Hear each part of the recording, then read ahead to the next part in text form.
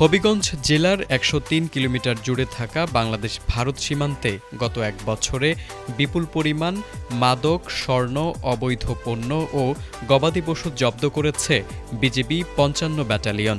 একই সঙ্গে অবৈধ অনুপ্রবেশ ও মানব পাচারের ঘটনাও প্রতিরোধ করা হয়েছে। টহল জোরদার, গোয়েন্দা নজরদারি বৃদ্ধি এবং স্থানীয়দের সহযোগিতায় এসব সাফল্য এসেছে বলে জানিয়েছে বিজিবি। পাশাপাশি চিকিৎসা সেবা, ত্রাণ বিতরণ ও শীত বস্ত্র সহায়তার মতো সামাজিক কার্যক্রমও পরিচালনা করছে বাহিনীটি। তবে দীর্ঘ সীমান্ত, দুর্গম পাহাড়ি এলাকা, আধুনিক সরঞ্জামের ঘাটতি এবং অপরাধ চক্রের কৌশলগত পরিবর্তনের কারণে দায়িত্ব পালনে নানা চ্যালেঞ্জ মোকাবিলা করতে হচ্ছে বিজিবি সদস্যদের। রাতের অন্ধকার ও প্রযুক্তিগত সীমাবদ্ধতাও অনেক সময় কার্যক্রমে প্রভাব ফেলে।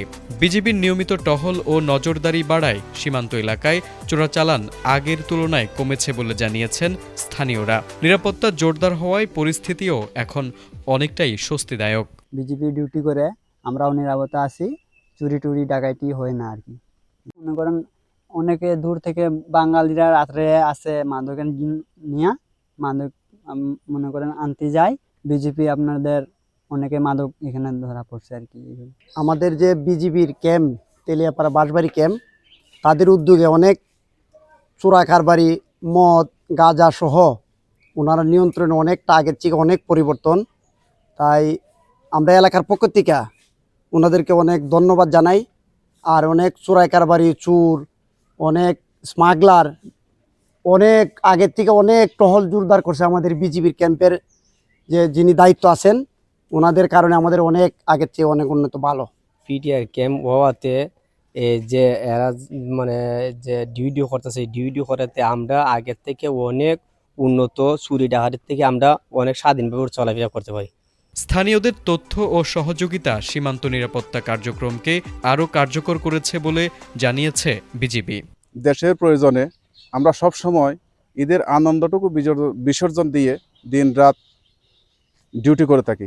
কিছু স্থানীয় জনগণ আমাদেরকে গুরুত্বপূর্ণ তথ্য দিয়ে সহযোগিতা করে। আমাদের সকল ধরনের অপারেশন সাফল্যতম করার জন্য স্থানীয় জনগণের সহযোগিতা খুবই দরকার। কিন্তু কিছু স্থানীয় জনগণ অসাধু ব্যবসায়ীদের সাথে অবৈধ তথ্য দিয়ে আমাদেরকে হয়রানি। যোগাযোগ ব্যবস্থার দুর্বলতার কারণে অনেক স্থানে ৪ থেকে ৫ কিলোমিটার পর্যন্ত পায়ে হেঁটে টহল দিতে হয়। অন্যদিকে ভারতীয় সীমান্তে রিং রোড থাকায় দ্রুত নজরদারি ও অভিযান পরিচালনা সম্ভব হয়। বাংলাদেশের সীমান্ত এলাকায় উন্নত যোগাযোগ ব্যবস্থা, পর্যাপ্ত জনবল ও আধুনিক প্রযুক্তি যুক্ত করা গেলে নিরাপত্তা আরও শক্তিশালী হবে বলে মনে করছেন সংশ্লিষ্টরা। আমাদের দায়িত্বপূর্ণ এলাকার তুলনায় জনবলের স্বল্পতা রয়েছে। যেমন আমাদের প্রতি ক্যাম্পের দায়িত্বপূর্ণ এলাকা ৫-৬ কিলোমিটার হয়ে থাকে। এই বিশাল সীমান্ত এলাকা নজরদারি করার জন্য আমরা দিনে ৪ জন এবং রাতে ৬ জন করে টহল করে থাকি। সমস্ত প্রতিকূলতার পরও যে কোনো মূল্যে সকল ধরনের অবৈধ চোরাচালান দমনে আমরা বিজিবি সর্বদা প্রস্তুত। পাহাড়ি ও বনাঞ্চল ঘেরা এই সীমান্তে জিরো লাইনের সমান্তরালে উন্নত সড়ক নির্মাণ করা গেলে সীমান্ত সুরক্ষা আরও কার্যকর হবে বলে জানিয়েছেন কর্মকর্তারা। ধন্যবাদ। আমি মনে করি আমাদের সবচেয়ে বড় সফলতা হচ্ছে আমাদের সীমান্ত হত্যা নেই। গত এক বছরে আমাদের হবিগঞ্জে ১০৩ কিলোমিটার এলাকায় আমরা রেকর্ড পরিমাণ মাদকদ্রব্য এবং অবৈধ চোরাচালান দ্রব্য সামগ্রী জব্দ করতে সক্ষম হয়েছি এবং টাকার অঙ্কে তার ৬৪ কোটি টাকা অধিক। আমাদের সীমান্তবর্তী এলাকায় যে যাতায়াতের রাস্তাঘাট এগুলো খুবই দুর্গম। বিশেষ করে হবিগঞ্জ জেলার যে সীমান্ত এলাকায় এগুলো পাহাড়, টিলা, সংরক্ষিত বনাঞ্চল, এগুলোর ভিতর দিয়ে আমরা যখন যাতায়াত করি দেখা যায় যে অধিকাংশ ক্ষেত্রে রাস্তা থাকে না।